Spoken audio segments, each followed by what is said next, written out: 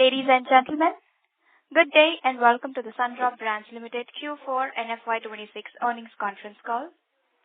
As a reminder, all participant lines will be in the listen-only mode, and there will be an opportunity for you to ask questions after the presentation concludes. Should you need assistance during the conference call, please signal an operator by pressing star then 0 on your touchtone phone. I now hand the conference over to Mr. Ajay Thakur from Anand Rathi Securities. Thank you, and over to you, sir. Hi, everyone. Thanks for attending the call.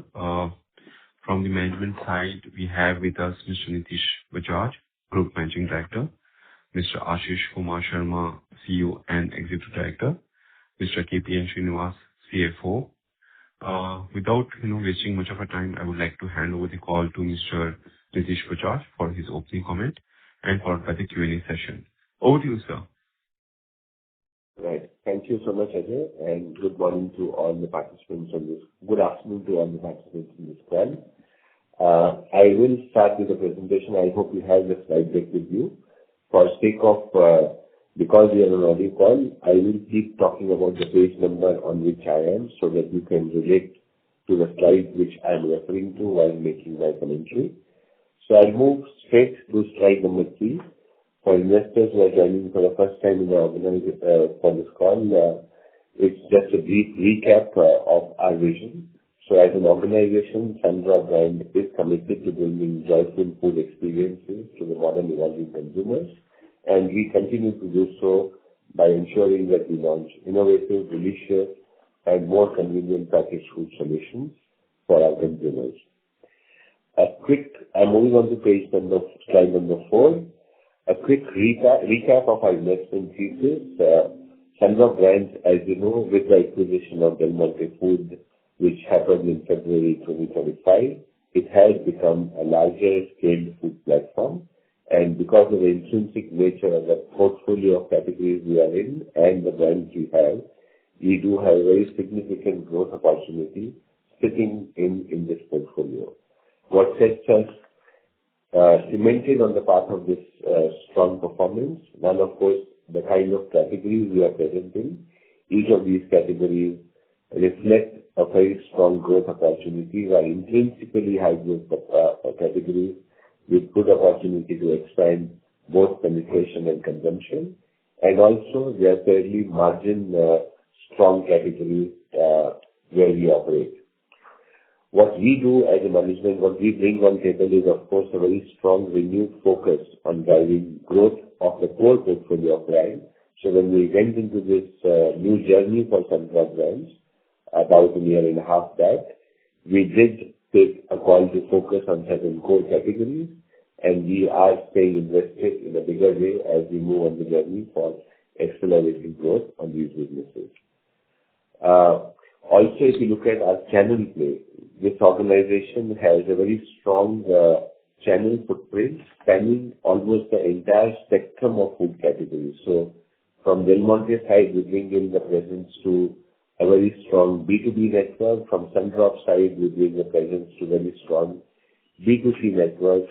If I talk about the high growth channels, which is modern trade and e-commerce, both companies are very strongly embedded in both channels.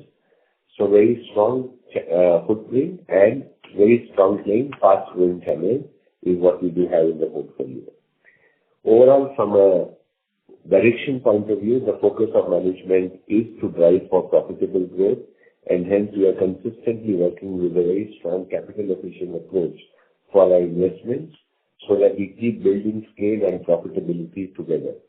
What it also means is, as we keep building our scale and profitability and ensure we create sufficiently strong capital reserves, we will continue to look for opportunities both for organic growth driven through investments in the current portfolio and also any inorganic opportunities which would be interesting and a strong fit to our portfolio. Moving on to slide number 5, Sundrop Brands, as you are aware, is a combination of 3 very, very strong, powerful market-leading brands. At the core of it is Sundrop, which is what the company originated with. And we have, of course, 2 international brands, Actu and Del Monte, where we own a perpetual license for these brands in the greater India subcontinent.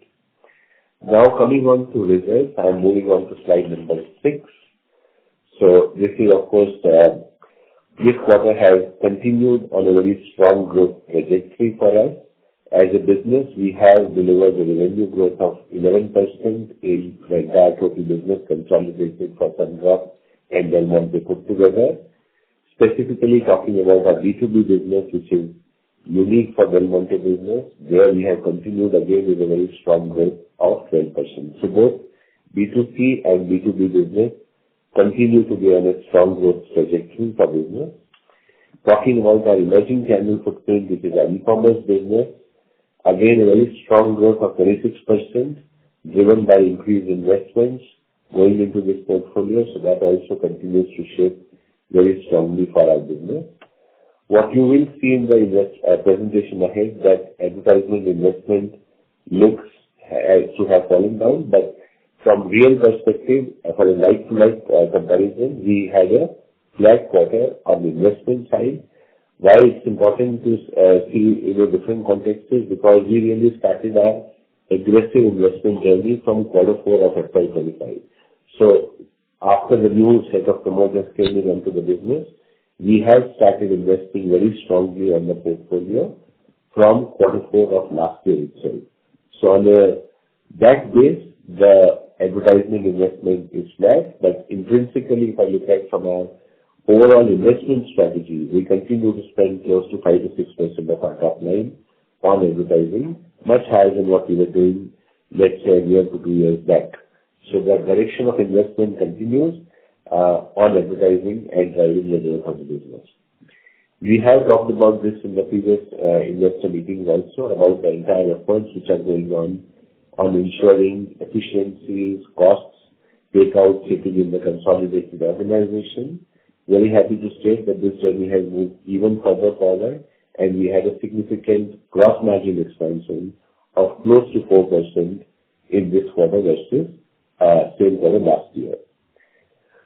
As an outcome of these, our EBITDA has grown very sharply. We have had a very significant growth. I haven't called out the growth number in this quarter presentation because last year was very negligible EBITDA. And hence what I'm really calling out is that our EBITDA margin has moved to close to 7.2%.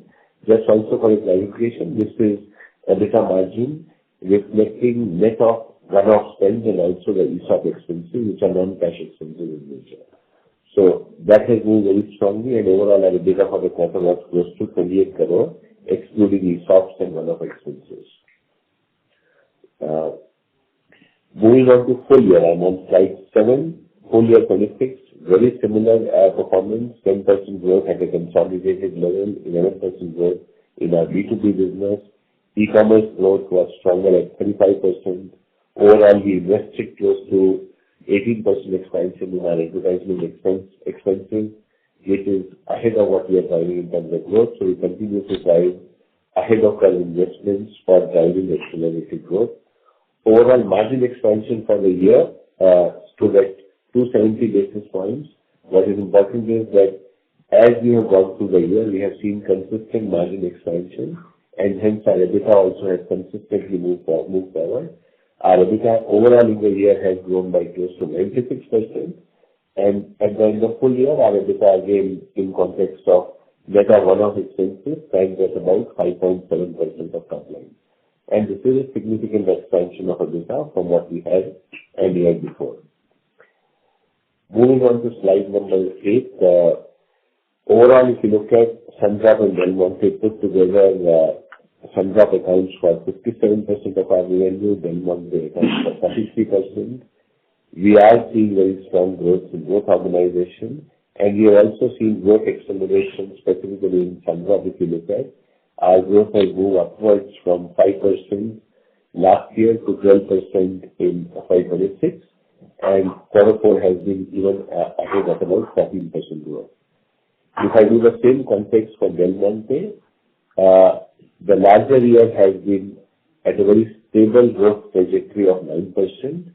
It looks lower than what we had in 13%, but it's important to call out one event which has impacted this number. Overall, if you look at our olive oil business, which is about 16% of our revenue for Del Monte as a business, That business has seen deflation in the commodity prices. We have passed on those price reductions to the consumer, because of which the value growth on Del Monte business has been, Del Monte olive oil business has been negative. In volume terms, the olive oil business is growing at close to 16%. So while in value terms, the entire Italian business is declining by 5%. So net-net, there is almost like a 20% delta impact because of passing the benefit of reduced commodity prices to the consumer. And on a 16% base, that's 16% total base of the business, it means almost like a 3% erosion in the overall growth. So my net takeout is this business is intrinsically growing closer to 13% even in this year. Having said that, as we go into the next year, where it will be intrinsically volume growth because price adjustments have been done all in the previous year, we would see strong accelerated growth coming back in value terms in olive oil business also. Moving on to slide number 9. This is the context of core categories where we invest. And this call we have taken right from FY25 4 onwards. These are categories we see as strong growth levers. So in the context of Sundrop, this is the entire business of popcorn. It is our business of spreads, peanut butter spreads, and also our business where we are emerging as a strong growth lever, which is the business of breakfast cereals. Similarly, in the context of Del Monte, this is the entire business of ketchup, sauces, mayonnaise, and Italian range. And these are the portfolios where we are doing increasing marketing investments to drive growth. This portfolio, as a result of our investment, is now increasingly taking an increasing share of our business. And over the period of last 3 years, we have moved the saliency of this business to 62% plus. And there is also, of course, a quarter-on-quarter improvement in this. So last quarter, this portfolio used to be about 61%. In quarter 4, this has moved to about 62% of our total portfolio. Moving on to slide number 10, this is a reflection of how our core categories where we are investing are doing. At an overall level, if you look at most of our categories where we play, most of the portfolios where we play are demonstrating strong volume and value growth in total. If I look at popcorn as a business, growing at 12% in volume and 18% in value terms. Our culinary business, which is a combination of ketchups and mayo, growing at 8% in volume and 10% in value terms. Premium staples, which is our edible oil business, has done very smartly in this quarter. We have grown at about 15% in volume terms and 20% in value. And I'll talk about what shifts we have made in this business. But this actually is a good sign because historically this business used to be one which would decline for us. So we have changed certain investment strategies and pack mixes, which is helping us accelerate the growth in volume terms in this business. Italian business I talked about, grown in quarter 4 in volume terms by about 17%. Value terms, it is still a decline of 4%. Net-net, there is still important point is this business, if it continues to maintain our growth momentum on volume, next year it would reflect very strong volume and value growth, which we as a management continue to drive. Spread business, which is our peanut butter business, continues to be a source of opportunity plus also a driver for us because while we have been bringing new initiatives, and I'll talk about some of this, we are yet to see recovery in this business even in quarter 4. But I'll talk about some of the initiatives we are doing to turn around this business also as I move ahead in the presentation. Moving on to slide number 11, very similar performance across categories at the full year level also. We are clearly seeing all categories reflecting very similar momentum in volume and value terms. The ones where we do see some difference, of course, I talked about premium staple or edible oil business, where our volume growth trajectory has moved significantly upward from a 3% volume growth at the full year level to a 15% volume growth in quarter 4. The rest of the business are very similar and at full year level and quarter 4 level. I'll now give you some context of how we are doing in various categories. I'm moving on to slide number 12. popcorn, which is the core of our F2 franchise business and also very central to Sundrop brand as a company, is shaping up very, very strongly. We are a number one player in both ready-to-cook and ready-to-eat formats, and by far we hold close to 80% plus share of this category. Both ready-to-cook, which is sitting at home consumption dominantly, and ready-to-eat, which is on-the-go consumption at home or outside of home, are responding very, very strongly. Ready-to-cook business is growing at about 8%, and we have seen sequential improvement over 4 quarters into this business. So our quarter 4 growth is sharper, closer to about 10-11%, versus our blended full year growth at about 8%. What has driven this growth is we have invested, of course, on advertising, promotion of this business, trying to scale up our e-commerce business sharper. We also did work around expanding the consumption in a single household by launching bigger volume packs. These packs have now taken close to about 6 to 7% share of the ready-to-cook business. And hence, they also would help us continue to drive volume consumption within the household while we continue to drive the penetration in this category through our repeat impact. In the RTE, or the ready-to-eat outside of home consumption and also on-the-go consumption, we have seen accelerated growth driven by 2 key tenets. One is we continue to work on distribution expansion, and there is a significant headroom. In our current assessment, we directly reach to about close to 4.5 to 5 lakh outlets through our own network. But outside of this network also we do reach out because the business is becoming much larger on the go and goes into very small outlets as well. We are seeing significant distribution expansion through the wholesale and hawker network in this, which is continuing to drive an accelerated growth in this business. Having said that, our assessment will be we are still close to 1 million outlets, and there is a very large headroom to grow, expand this business through a combination of distribution expansion in general trade and, of course, consumption on the go, which is seeing an increasing tailwinds because of the expanding quick commerce channel in the country. So in both these segments, we are seeing RTE business shaping very strongly.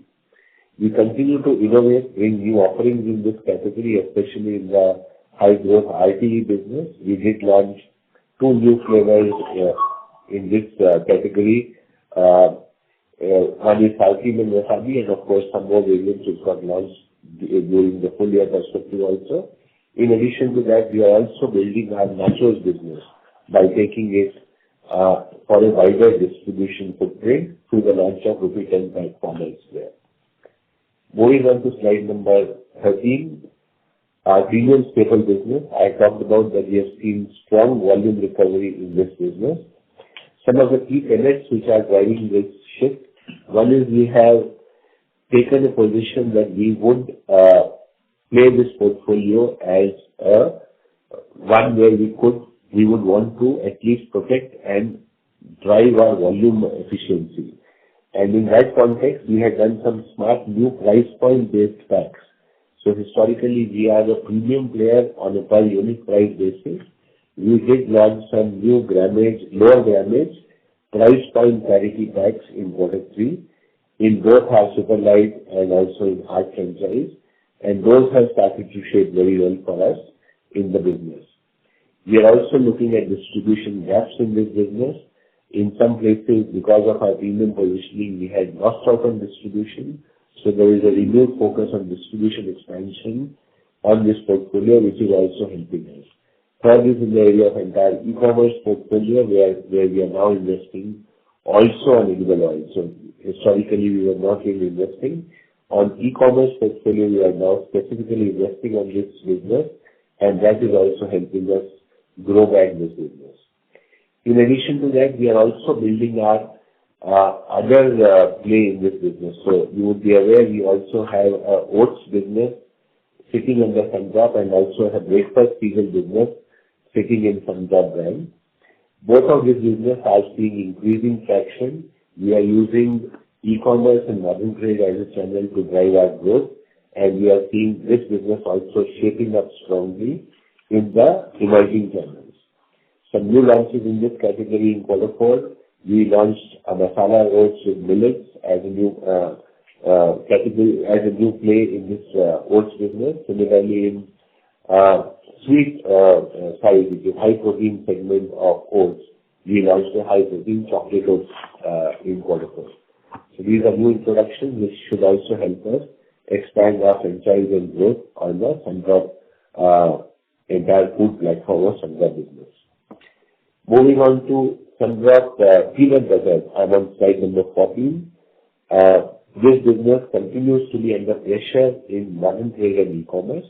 In our mainstay general trade channel, this business continues to do well and is growing in let's say about low single digits, but close to 7% it is growing even in the general trade channel. But we are losing share in modern trade and e-commerce.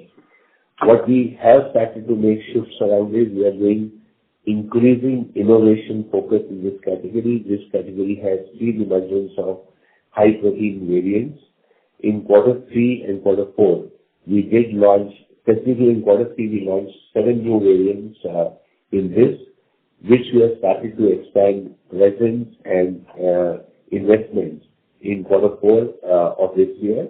And our focus would be to really build our business by expanding both distribution and also throughput from the channel for these innovations, which help us gain share back in the high protein segment and also in some of the areas where consumers are looking at bulk packs, big packs at a more efficient price points.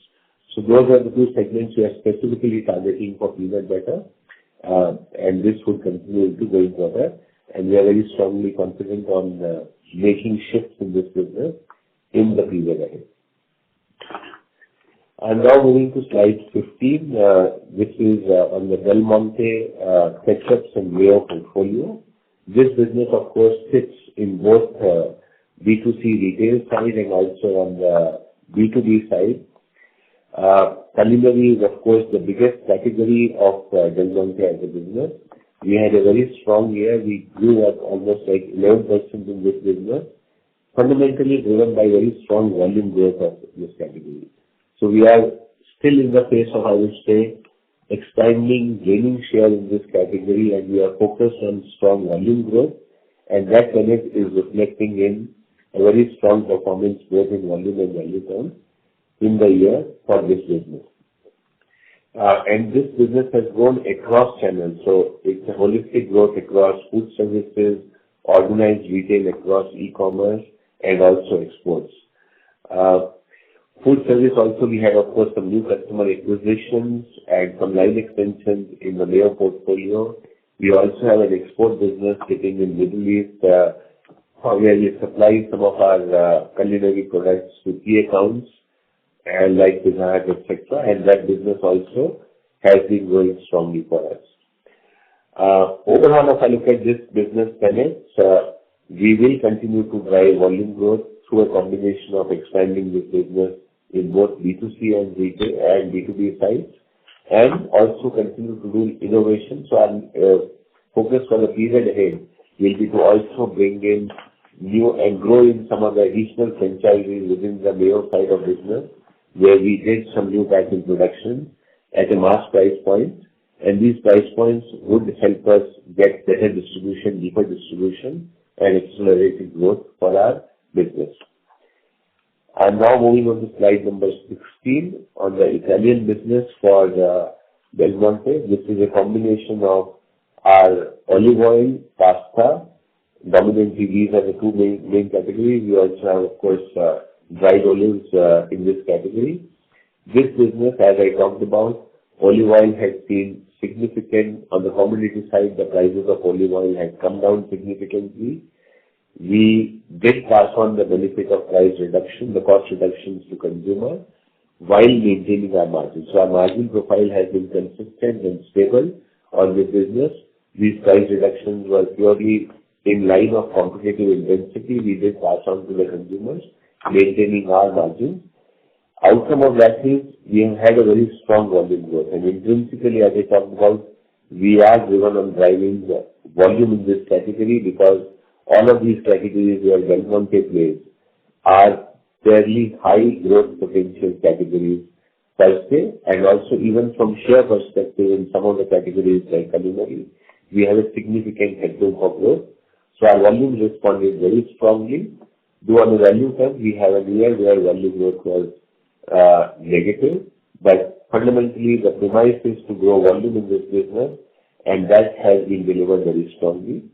Pasta business also grew by strong 11% in volume terms, again on the back of food service and e-commerce business, which is of course an emerging category. We are seeing accelerated consumer tractions, and hence e-commerce business will be very pivotal for driving accelerated growth in this business. Moving on to slide number 17, e-commerce, we are focusing very, very strongly. If you look at this channel is seeing increasing traction, especially with the strong growth we are experiencing in quick commerce side. That business has grown by close to 35%. We also need to factor in that in this 35% growth, again, we have the olive oil business, and a large part of olive oil business does come from e-commerce and quick commerce channels where we have a value decline. So if I actually take out the impact of value decline, the growth of this business will be much larger, or in excess of 40% for us. What we have also started to do is use e-commerce increasingly as a platform for driving our new categories where we have significant headroom for growth. I talked about the entire ready-to-eat popcorn business, how e-commerce is playing. Similarly, in Del Monte portfolio, pasta is playing very strongly. We do have a breakfast cereal play under Sundrop, again that, and plain oats under Sundrop.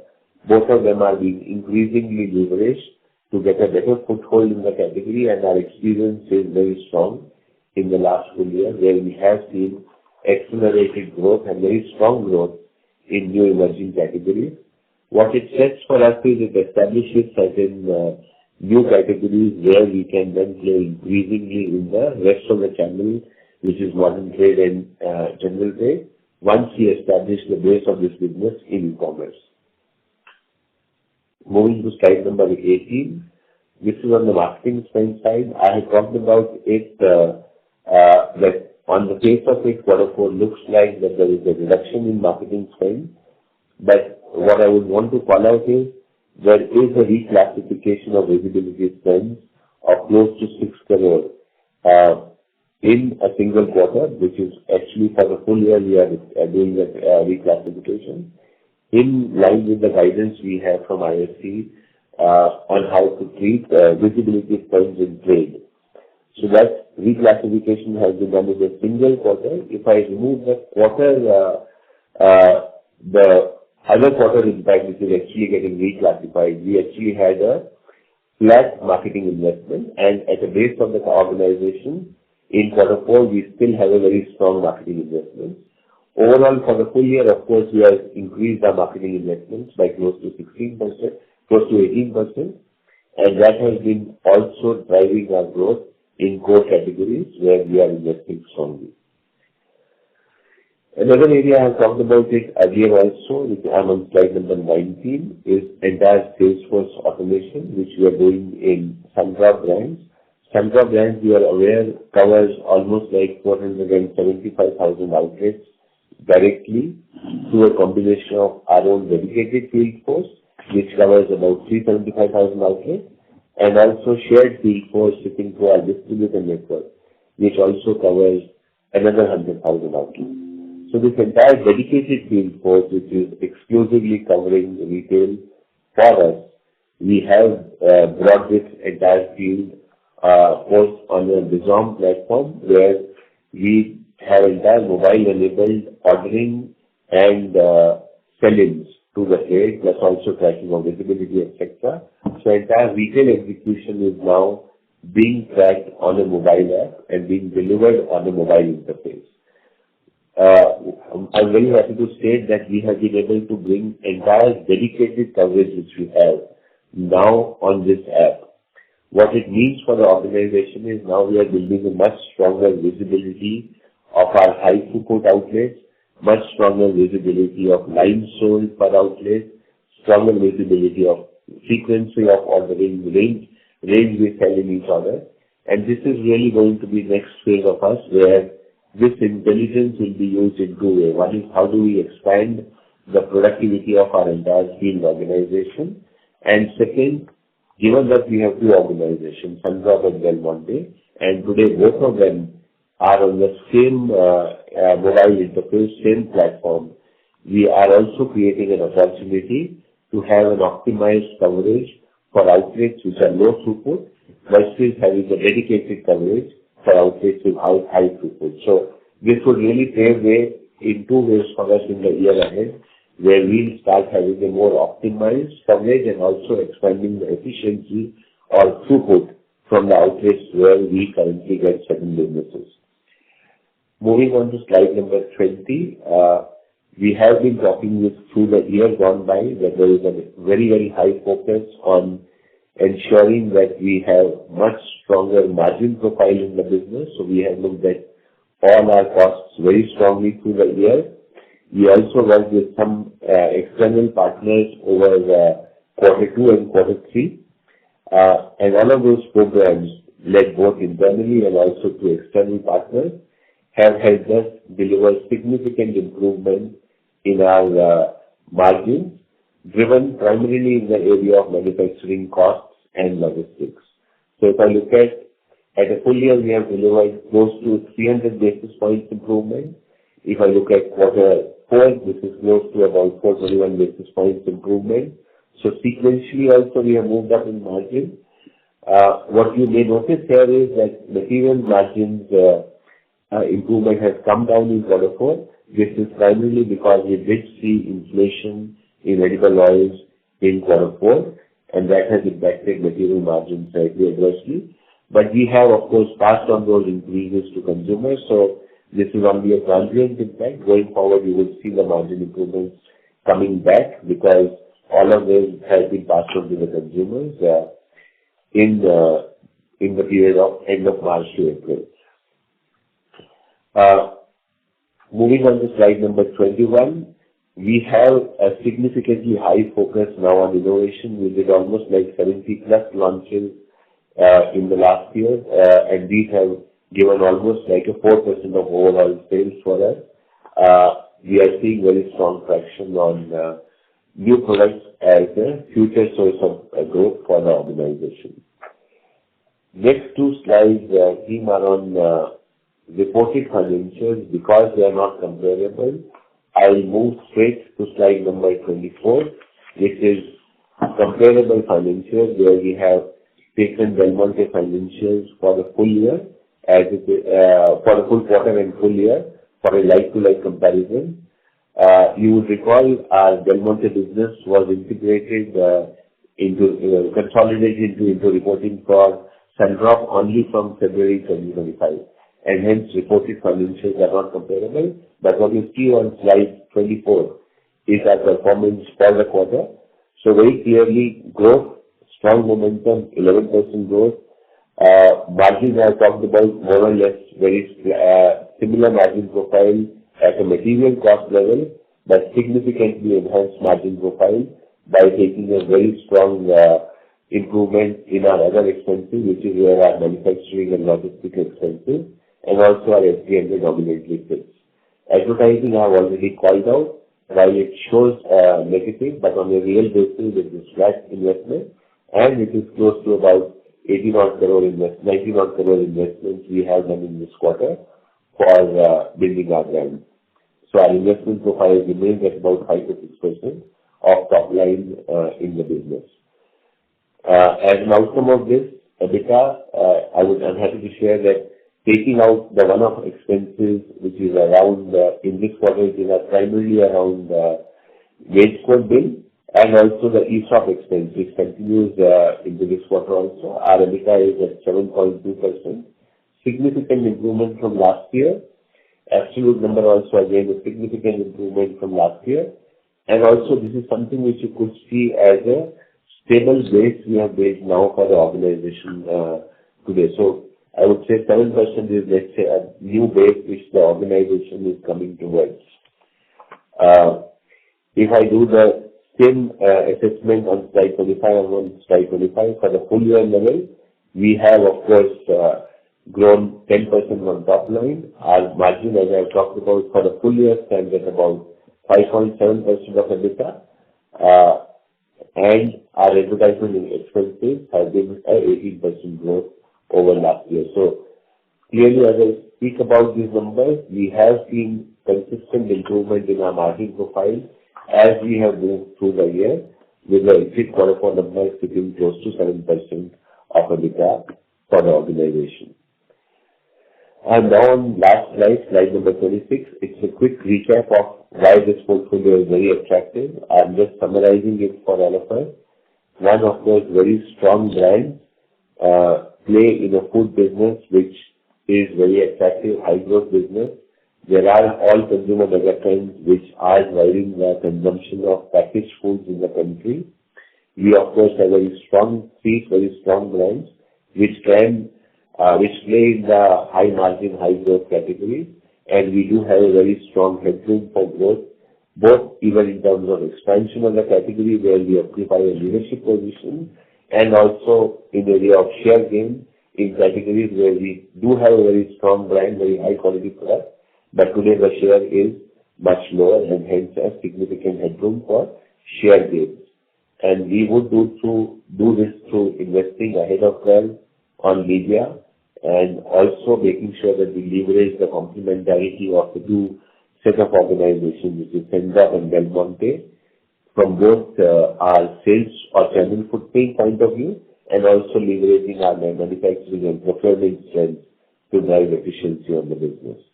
So that's it from my side, and I'm now handing it back to the team so that we can have question and answers from all of us.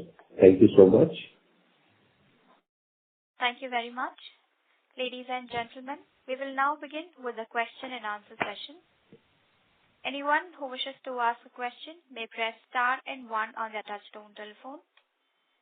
If you wish to remove yourself from the question queue, you may press star and 2. Participants are requested to use handsets while asking a question. Ladies and gentlemen, we will wait for a moment while the question queue assembles.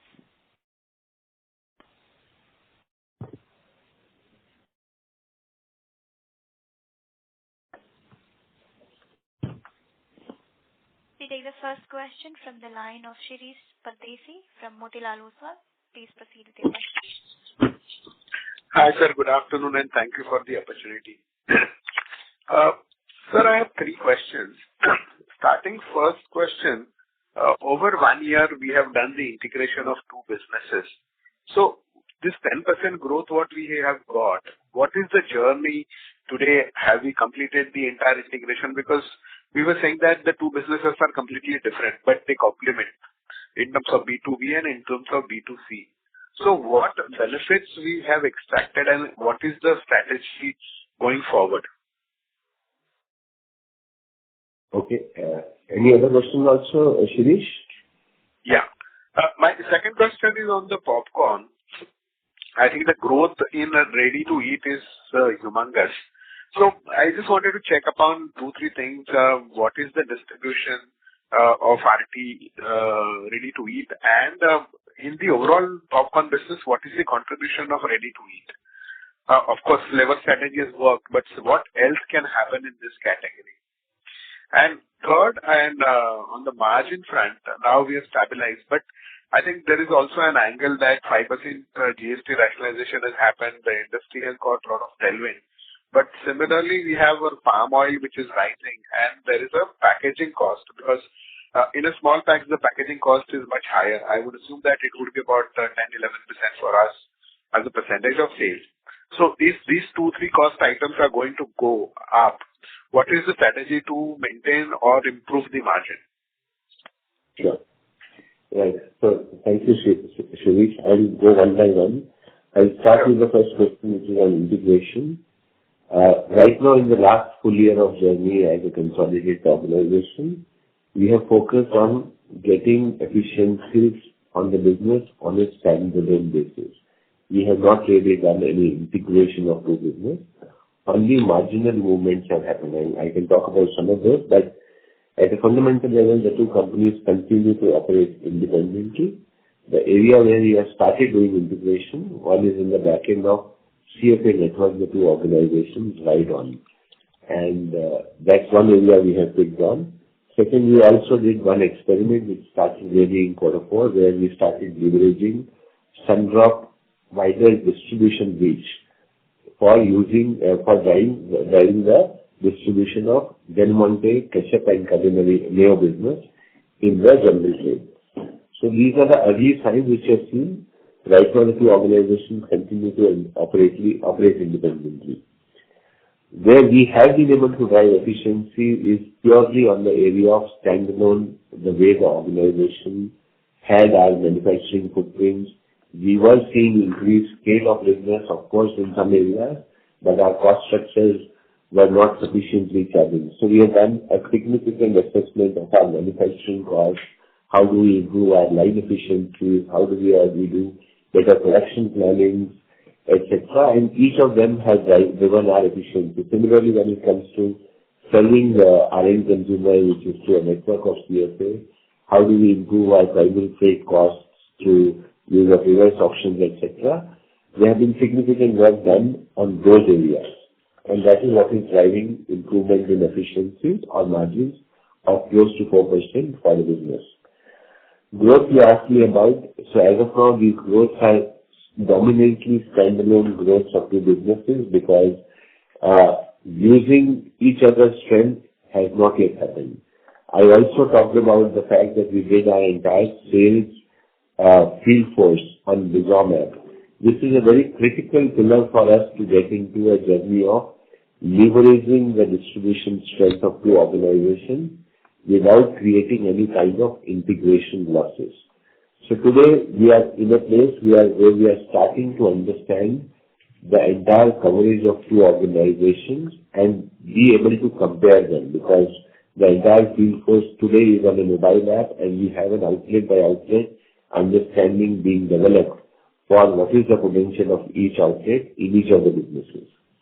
This is what will pave way for us to decide on a very optimal coverage strategy for the organization. So this will come, I would say, in the 2 years ahead, where we'll leverage some complementarities and say how do we do coverage of our network more efficiently. And this would happen in the next 24 months. Second question, I will let Ashish answer. I will move on to third question, which is on the GST rationalization. So GST rationalization, you are aware the entire benefits were passed on to the consumers. So like any other organization, when GST benefits were announced, we had either to increase damages or reduce prices, given the benefits to the end consumers. In the period, of course, in the last 2 months, we have seen inflation in edible oils. We have seen inflation in packaging costs. Again, those increases we have passed out to the consumers very similarly, either through price increases or grammage reductions. So at a fundamental level, our margin profile does remain stable as we stand today. We are in sync. To a larger question, if this continues as a trajectory, how do we see playing it up? So clearly the organization focus is on driving upselling also in our core packs. So in ready-to-cook business, for example, we talked about how we are looking at a 20 and a 30 rupees price point, which is what we are now focusing to expand. And today that has become close to about 6% of our business. So there is clearly a play to say how do we also upgrade, upsell consumers. Similarly, in IT business, we are driving big pack growth through e-commerce, quick commerce, which is what is also driving impulse consumption without necessarily being a price point of rupee 10, which is more around a very small, small outlet strategy. So we are playing the hybrid strategy to make sure that we do build a profile of business where we have a play of bigger pack sizes at a much higher level. And that is what gives us confidence that our market will be stable in period ahead. Shirish, thank you for the active question. So as you rightly mentioned, Active Popcorn is now overall bigger than a 400 crore brand at a net sales level. And the brand has been growing at about 18%, as we had mentioned. The contribution between ready to eat and ready to cook is now about 1/3, 2/3. It's about 34%, 66% for a popcorn business, which means RTE from value-wise is about 34% of business and RTC is about 66%, close to that. Now, we continue to follow what we have always said. One, we will keep looking at appearing the consumers to bigger packs, both on RTC and RTE. In both these cases, for example, in RTE, which is out of home consumption, the convenience channel of quick commerce is what is driving our growth and bigger packs. So we are almost growing in bigger packs as compared to smaller packs by almost 10 percentage points faster, right? Which is the fact which is doing our margin expansion. Now, the saliency that we built for brand for our distribution reach is through the 10 rupee packs, right? And that continues even in RTC. So RTC 20 and 30 rupee price points were on, which are now contributing sufficiently to our total contribution, and that's a gradual journey. So both in-home, out-of-home, two occasions, different channels, bigger pack being focused, and new consumer acquisition happening through the 10 rupee price points. Okay. Yeah. One follow-up. Sorry to interrupt, Mr. Pandesi. May we request you to join the question queue, sir, as we have several participants waiting for their turn. Okay, all right. Thank you and all the best. Thank you. Thank you, Shirish. Thank you so much. Before we take the next participant, a reminder to all the participants, please restrict your questions to 2 per participant. The next question is from the line of Siddesh Deshmukh from IIFL Capital. Please proceed. Hi, sir. This is Percy Panthaki here. My first question is on the merger synergies. Of course, we have done well in terms of growing our full year EBITDA this year versus the last year. But now that you've sort of had both these businesses under your belt for about 12 months, can you give us a little more granular plan in terms of realizing the merger synergies, both in terms of action points, the timelines for the action points, and the kind of quantification of cost benefits that can accrue on account of these actions? Right. Percy, right? Because moderator said Siddesh, I'm just clarifying. Do we have Percy here? Yeah. Percy, I just dialed in through my colleague Siddesh's line. Okay, right. Yeah. Hi, Percy. Good afternoon to you. So yes, I'll talk you through how we are going about the journey now. So one, we talked about the entire sales enablement, which is very critical data feed for our integration decision. Second is the entire backend or operations, where two organizations are wired differently and we need to bring them on same platform. So the second area of work which is going on as we speak right now is in the ERP integration. Two organizations are operating on different ERPs, but we have now embarked on a journey to get them on a common ERP. And this we expect to finish in a period of about 12 to 14 months from now. So somewhere in the period of June to August, we should be through with integration and a common ERP platform for both organizations. I talked about entire intelligence we have built around sales network, that we should be able to fructify and, let's say, build a game plan in another 6 to 9 months from now, where we would be able to decide what is the most optimal coverage strategy, which in a sense means that leveraging efficiencies in the area of a common organization footprint will dominantly follow in FY28. So FY27 will continue to be the path of building the entire understanding and building the backbone for organization on which two organizations operate on a single backbone. And FY28 is where the harmonization and some kind of efficiency takeouts will start happening at the full organization level. Having said that, in FY27, we will continue our CFA integration journey. We will continue to leverage strength of complementarity of organization. So if I have to give you a broader viewpoint, one could expect 100 bips takeout from the journey in next 1 year and another 150 to 200 bips takeout in journey in FY28. We're primarily coming through efforts around leveraging organizations' strength and complementarity. That's very helpful, sir. So while you've given a sort of idea on the merger synergy benefits on basis points of sales, my next question focuses more on the total EBITDA margin expansion delivery. Like this year, I think on a merged entity, you have delivered 250 basis points plus of EBITDA margin expansion. Should we assume a similar journey for the consolidated entity for the next couple of years in terms of about 200 to 250 basis points margin expansion for each year, coming partially through the merger synergies, partially through portfolio rationalization or diversification, partially through leverage of top-line growth or any other kind of benefits that might accrue at a total level?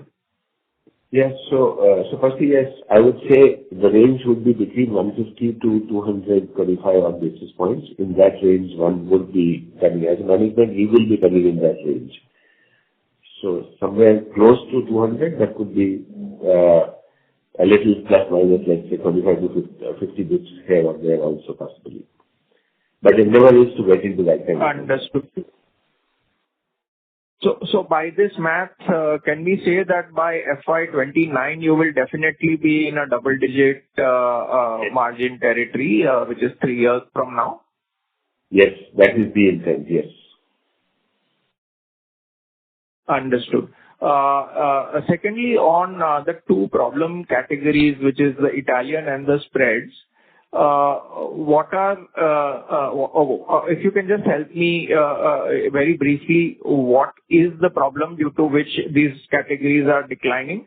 What is the solution, if at all you have, to stem this decline? And by when you expect these measures to result in the categories coming back to growth? Right. So on Italian, I'll request Abhinav to answer this for you, and then Ashish can explain on the spread side. So Abhinav, requesting you to take on this question on Italian. Abhinav is CEO for Del Monte Foods. Thanks, Nitish. Good afternoon. Okay, so as far as the Italian portfolio is concerned, this is one portfolio where Del Monte today is currently, if you look at the overall share, we are roughly the third in the country behind Figaro and Borges. Now, addressing the issues around the category which we have faced last year is primarily on account of the deflation on the overall commodity side, which has happened. This is completely imported as far as olive oil is concerned. Now, that entire price benefit is something that we have passed to the end consumer, and therefore in the process there is a value decline that one has seen. But as Nitish had shared in the presentation earlier, there is roughly about a 17% volume growth that we already seen last year. And now I think these price corrections are behind in our base from Q1 onwards, and therefore from Q2 onwards, like to like, we would start seeing healthy value growths. That's one part of it. On the demand generation side, what we're also doing is, there is a fair amount of equity, as I said, that the brand carries on the entire Italian portfolio. We're going to be launching a fairly massive Own the Italian Space campaign starting from Q2, which also should bring a lot of demand from this particular category perspective. So we are very optimistic that things should definitely turn around from Q2 onwards for sure. So this price cut is not at the cost of any margins or anything like that, right? I'm sorry, can you just repeat the question, please? Price cut has not resulted in any margin deterioration, right? No, we've not seen any significant margin deterioration. The pricing was largely benefit passed to consumer. It wasn't a margin reduction at all. Okay. Firstly, on the question of and on spread? Yeah. On spread, right? On the peanut butter category. So there are two parts to it. One is that even while we say that there is a 7% decline happening on the overall spreads in the peanut butter business, if you split it into the big parts, which is more commoditized versus the small consumer part, we have had a very good growth of double digits in volume and unit terms in terms of the small part. Where we struggled was the entry of low-priced competitive players in the commoditized section. There, our strategy over the last 3-4 months has been to look for more competitive sourcing. Having done that, now we are placed to competitively compete with these people who are eroding our market share on basis of price. Right? So that we have done. We are gradually now filling up the gap and fighting them straight head-on in terms of the price at the bigger pack level. So that one part we have fixed, it is happening, and that's where we are now starting to see benefit. But it takes a little while because the area that they have occupied, it's taking us time to get them to vacate it. That's one. The second was on the chocolate side of the business, which was the fast-moving category or the fastest growing in e-commerce, which we said we have now launched products, 7 new products in the segment, which is helping us premiumize and start getting share. There, through the e-commerce investment, we believe we will start gaining share there and start growing the category. Overall, if you look at, we have had a margin expansion on peanut butter. So the price correction was through better sourcing, right? And not by trying to, we did a price cut, so it had an impact on top line, but not in terms of margin. So we had a margin expansion. By Q2, again, this year, we also expect that we will be to start, negating the impact of the losses and start gaining volume growth, say from Q2 onwards. Got it. That's all from me. Thanks and all the best. Thank you. Thank you. The next question is from the line of Henil Bagaria from Equicorp. Please go ahead with your question. Thank you for the opportunity, sir. So 2 quick questions, one on popcorn and peanut butter. On the peanut butter side, we've launched a few products. I mean, in the earlier quarter, we launched one in the protein pack and the omega-3 and current in the chocolate and the jaggery one.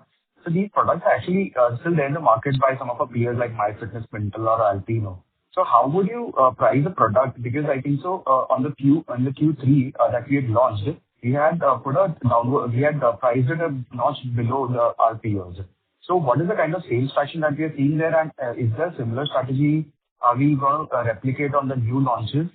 And going forward, do you see our products being a notch lower, or do you see something very similar to our peer pricing? Okay. So thank you so much for this question. So yes, you're right.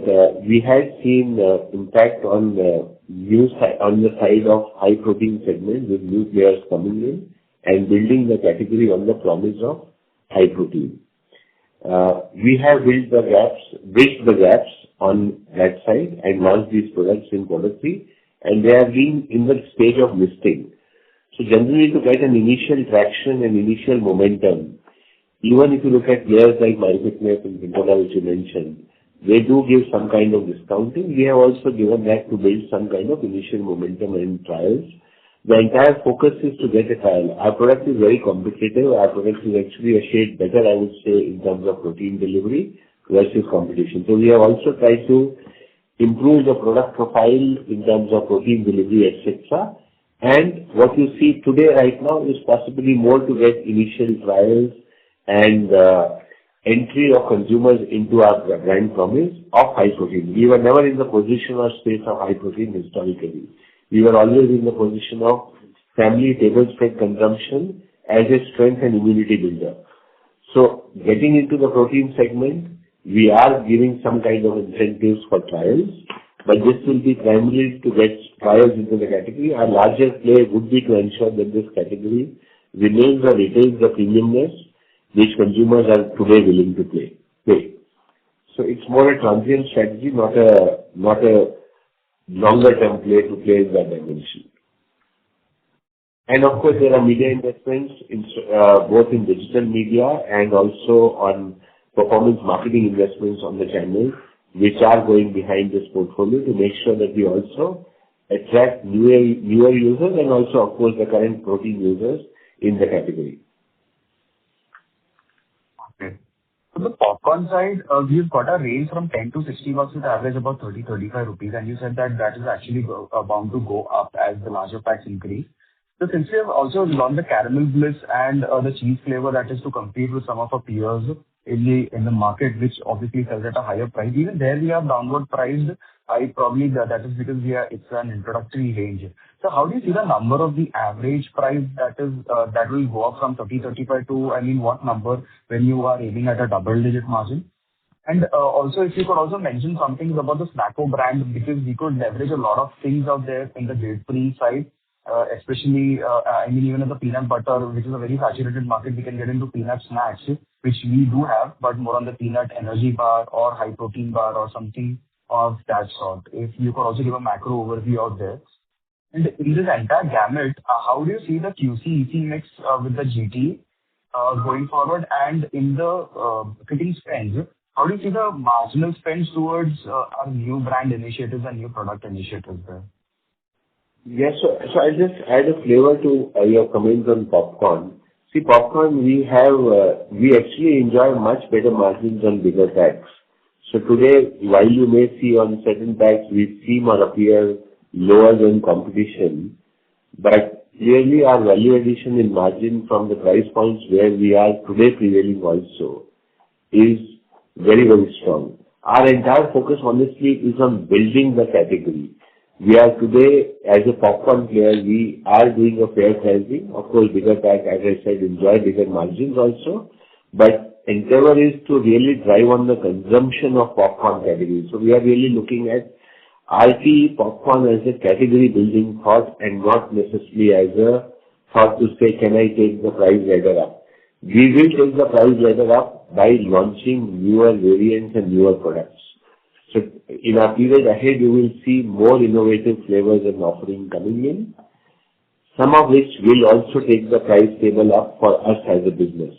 We are not really competitively benchmarking because our leadership position is fairly dominant in this category.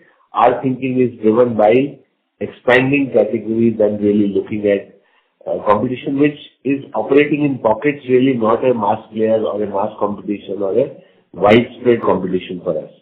Competition is dominantly pocket-led play. For us, category is a omni-channel play, and we would play an omni-channel game in this, where we keep, of course, building distribution, building trials, and also upgrading consumers through more attractive, newer flavors and formats. On your question on protein again, right? Sorry, could you just quickly repeat that question for me? So with the focus of protein in peanut butter segment, so there are some white spaces which we are trying to fill. We also have a brand called Snacko. It's not being featured in the presentation, but it's still there. It's like a dark horse, where it's a guilt-free brand where we are focused on low GI, less big, pop, etc. So out there, do we plan to get more into products like on the energy bar segment? Because we've also seen a lot of MN in the market where brands are focusing there, just trying to get the protein and the entire whole foods into the play. So see, our bigger strategy is to build 3 core brands, which is Actu, Sundrop, and Del Monte. Building another brand into, let's say, contiguous category is not the thought on which we will play. If we have to build contiguous categories, some of which you mentioned are attractive categories for us also, we would, when we decide to build those categories, we would build them more through the current set of brand play than really getting into a completely new brand. Unless, of course, some of those can be done through an extension. For example, when you look at Pops range, which is sitting in our breakfast cereal, it is Sundrop Pops. And Sundrop is more an assurance or a mother brand play versus Pops is more a limit. So you will see that kind of play coming in where we have the equity of mother brand giving the trust to consumers to try it out, while a sub-brand or a variant may come in as a relevant proposition for that category. So that's the play we will play. But some of the categories which you mentioned, they are attractive categories. Business, as we go into our journey of expanding businesses and getting into newer products, some of them will feature in our innovation game plan. Today we are focused around the core and building innovations around the core. But you will see some of these also coming in due course of next, let's say, 18 to 24 months. I don't want to divulge any further. Yeah. So also lastly, on the marketing spends, how do you see it shaping up on, especially the marginal marketing spends on the new brands and initiatives? So see, we are playing our entire strategy is to expand margin and deploy at least 50% of them back to drive growth. So we are playing the strategy of profitable growth. We intrinsically understand and believe that marketing spend will be very critical for accelerating the growth. Our ambition will be to grow at least 4 to 5% higher than where we today are. And today we are reaching to about 5 to 6% of spends.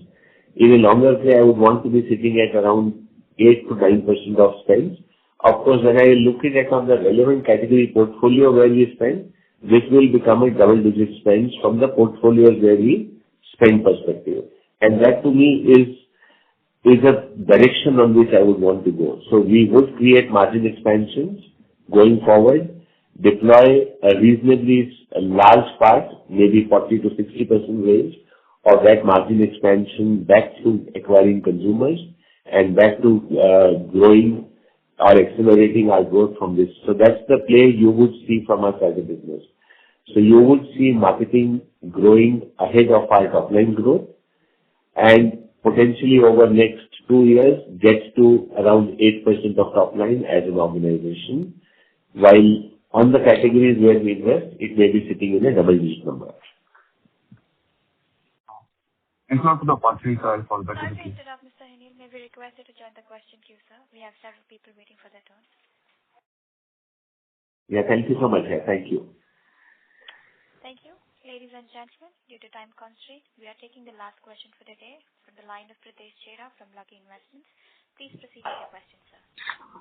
Yes, sir. My question is on the differential growth and gross margin between the core categories and the non-core categories. So when you identify core categories at 65% of the business, and from your presentation of like to like 10% growth, right? There's one slide where you have given Del Monte's full year number and, there's a 10% growth. So is it possible to just give some indication on the core category and the non-core category growth?